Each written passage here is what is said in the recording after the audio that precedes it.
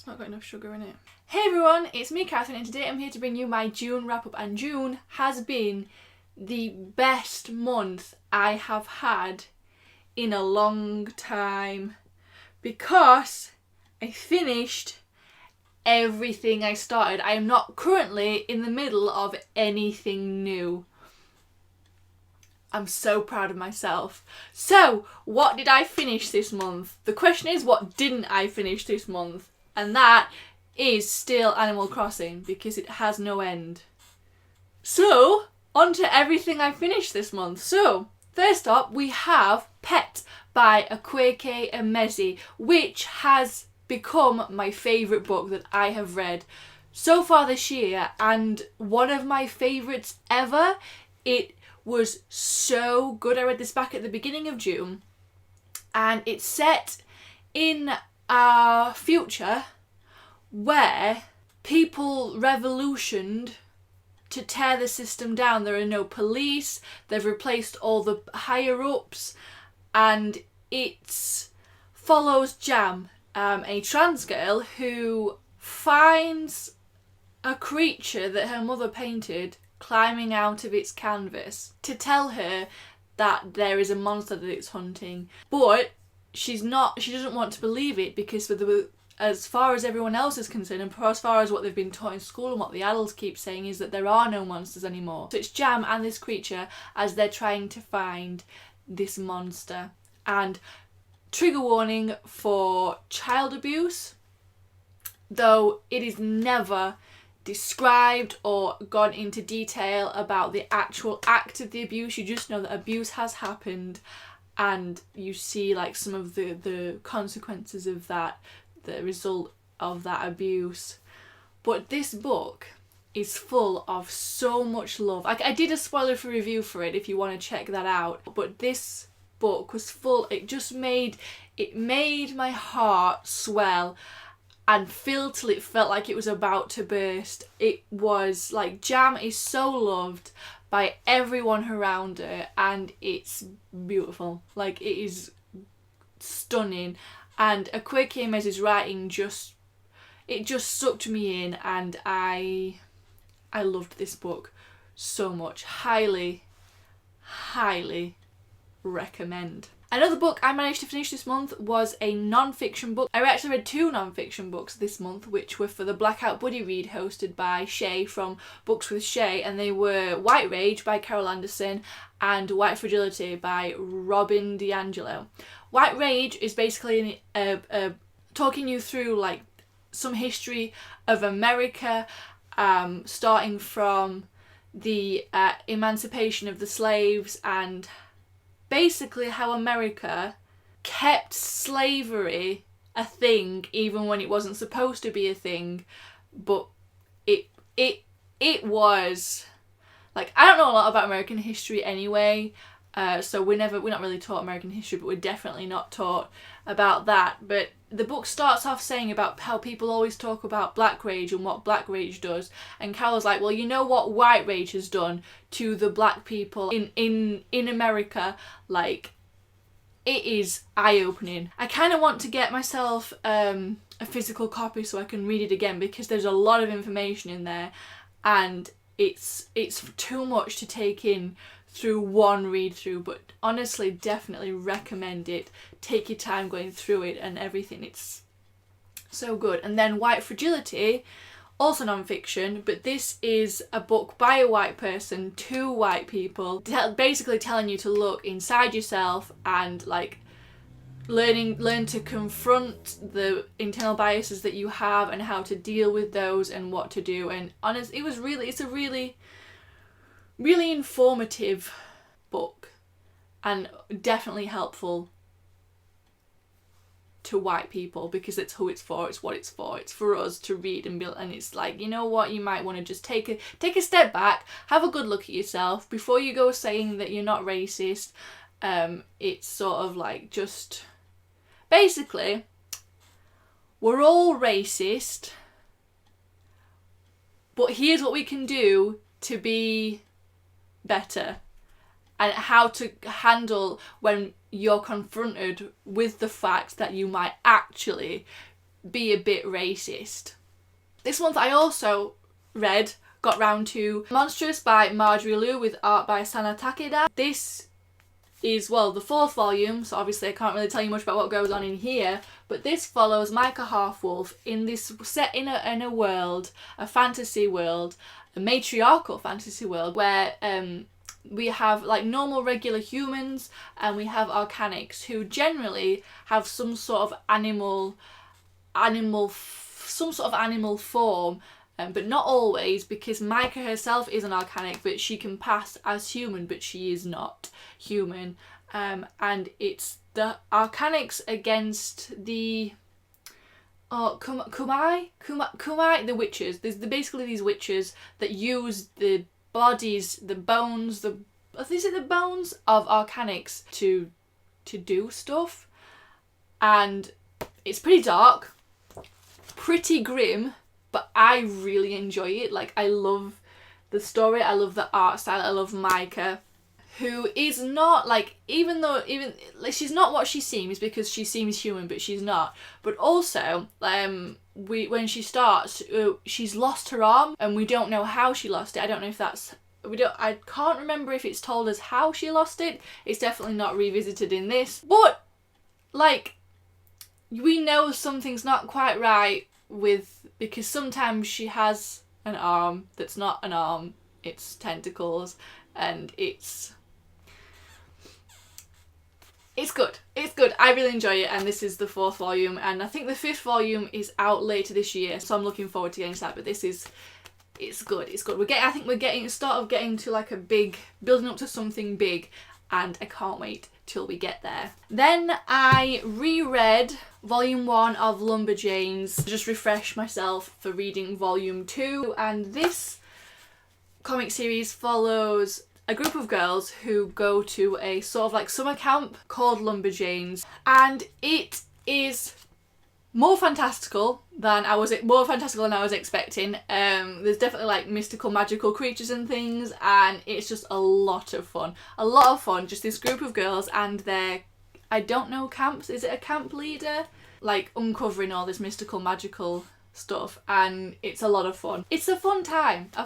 So I need to get the rest of these. I also finished We Set the Dark on Fire by Taylor K. Mejia, narrated by Kyla Garcia, because I did listen to I don't know why I keep doing this for listened to, like, it's not a phone. Well, it is a phone because I listened to it on my phone, but it's not a phone call. But I started this last month and I didn't get very far, but I managed to get it finished this month, and oh my god, I loved this. It was so good. It wasn't what I was expecting. The romance did go where I wanted it to go. I was really hoping it was going to be queer, and it is. I'm here for it. But it ended so abruptly, and I can't believe that's how this ended. But this book, basically it's set in this world where the current lifestyle has been based on an old story about gods who fought, and then one won, and then the one that won built this, is it Medio? I can't remember what the actual place is called, but basically we have this place, and it has I don't know if it actually has a physical wall around it, but it basically is boarded off, and then there's the outside places, and the outside places are full, they're living in poverty and are not, basically they're not deemed human by the people living inside the walls. And I think as you get gradually towards the centre, the people get richer and more up. And we're following Daniela Vargas. I've been trying to learn how to roll my R's, because currently I can't do it. But a quick Google said I can learn how to do it. So I've been trying, but I'm not there yet. But I will be. I will get there, so I can say all the words properly and all the names properly. But for now, it's just Vargas. I'm sorry if it's supposed to be rolled. I don't know much Spanish, also I don't even know if that's supposed to be, are all the R's rolled? Is it just certain R's that are rolled? Vargas? I don't know. But I will learn as I'm learning to roll them. But anyway, we're following Daniela Vargas, who basically has forged papers, who was attending this school which basically produces wives for the well-to-do men of this society. And each man has 2 wives. You have a primera and a segunda, and the primera are basically like an equal of sorts. They're supposed to be the ones that go to the social events and help them with their work and stuff. They're like that trusted wife. And then the segunda, who is for making the babies. And we follow Dani, who is the best primera at this school, and naturally she ends up with the most well-to-do bachelor of this society. And the segunda for this man all happens to be her rival at school, and so they go to this household, and then Dani ends up getting roped into helping the rebellion side, the rebels, called La Voz. I think it was La Voz.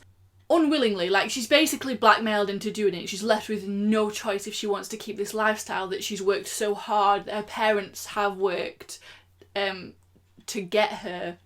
And it's that, and then we have the synopsis hints at a forbidden romance, and it sort of starts off playing it as it could be Sota, who is that his name, Sota? I've listened to the audiobook, so I don't actually know how they're spelled or how they're written down, but it sounded like Sota. You think it might be them, and I was really hoping that it wasn't, that it was going to be Dani and Carmen, and if that's a spoiler, I'm sorry, but like that might make someone else want to go read it, like, because that's what I wanted from it. So like if I'd have known straight up, then it would have been amazing. But yeah, that's what I wanted, and it was really good, and I'm looking forward to getting to the second one. Like I need to read the second one. I don't think I'll get to it this month because I already have like a TBR planned for this month because I'm taking part in 2 readathons. I'm doing the Fookathon and I'm doing the Reading Rush. So I've already got all my books planned for that. And the next book, which I don't know what the name is, but that is not on my to-do. So maybe if I get some time in between reading all those other books, I might do, but I will get to it soon. I also read this month The Ballad of Songbirds and Snakes by Suzanne Collins, which is the prequel novel as part of the Hunger Games series following President Snow when he was a kid, and it was a bag of shite. Like, I'm not. This book made me so mad. I was like, fair enough, if you want to do like a prequel following Snow, but what exactly is this going to show us? Because from what I saw, nothing has changed with him. Like, I just don't understand what the point of this book was. Because yeah, it was kind of interesting to see how the Hunger Games started to become the Hunger Games that we know in the trilogy. But it just... I genuinely don't know, because it's... like, nothing about this book convinced me that there was any good in Snow, like, because he was a shit. He was a shit all the way through. Like, at the beginning, basically, he's become a 50p millionaire because his family, like, they lost all their money in the war. Like, they had money invested in District 13, and District 13 got nuked, didn't it? Like, that flattened. And his parents died, so he's living with his cousin and his grandma, and they are holding on, clinging on to this penthouse apartment that they have, basically starving because they can't afford to eat because they don't want to sell the penthouse. And it's like, what is the point of this penthouse if you've got no money to enjoy it? Like, I don't understand. Like, it's all for, well, I do understand, it's for appearances, it's pride. Like, they can't get rid of this apartment. This is the Snow penthouse apartment. This is their place. This is their home, their legacy. And it's like, it's a house. It's not even a house, it's an apartment. Like, if you can't afford to eat, what good is the penthouse if you starve to death? What? And he's just constant, like, he starts off basically cooking cabbage and he's like, I hate cabbage, it smells like poverty. Like, fuck off, mate. What exactly did you expect if you weren't gonna sell the house to get money? And it doesn't get any better. Like, it's frustrating. And this would have been improved. It would have been better if this had followed literally anybody else. Literally anybody else. But it doesn't. It follows Snow, who's a shit and continues to be a shit throughout the whole thing. And I don't know what the point of this was. And then the last book I finished in June was Real World by Natsuo Kirino, and this follows 4 teenagers, a group of teenage girls who are friends at school. What we got Toshi, Terauchi, Yuzan and Kirarin, and Toshi's next door neighbour gets murdered. And they suspect that it's the son that did it, but then the son goes missing and these girls get roped into this murder. And this was not what I was expecting at all, because basically they all get involved with the murderer. They somehow get in touch, get in contact, and in one way or another, like, sort of help him. And it's just like, these kids have got some stuff that they clearly need to work through, like definitely need to work through. And reading this, I'm just like, really? And it's sort of funny as well, because it's told from we get chapters from all of their perspectives, at least one from every one of them, including Worm, the murderer. And they're talking about how their friends don't really know them, they don't really know who they are. And then the next chapter from their other friend is like, I know this person's this, but they think that they're this. They think that they're fooling me. And it's like, just talk to each other. Why did they not talk to each other? And then we have Worm, the murderer, who we get a couple of chapters from. And this kid, like, I mean, his parents, his mum definitely was not winning any Mum of the Year awards, but also, like, dude, he killed his mum. Like, obviously he's got some stuff he needed to work through, and it was a weird one, definitely. It's definitely dark, definitely got some trigger warnings, some content warnings for, like, there's definitely some graphic depictions of violence. There's we basically get how he describes how he killed his mum, and there's also, I guess, like, suicide as well. I would say content warning for suicide and suicidal thoughts, ideation.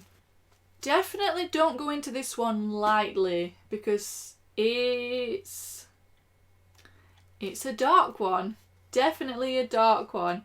And I think definitely a book of its time. This was published in English in 2007, but it was originally published back in 2003. And it's, yeah. I liked it though. I did like it, and I'm definitely interested to read more by Natsuo Kirino. Alright, so that is it for the books that I finished this month. I haven't watched anything this month, so I've got nothing to talk about there, but I did manage to get 2 video games finished this month, which I'm really happy about, because I have so many started that I just need to get finished. And I've got Ghost of Tsushima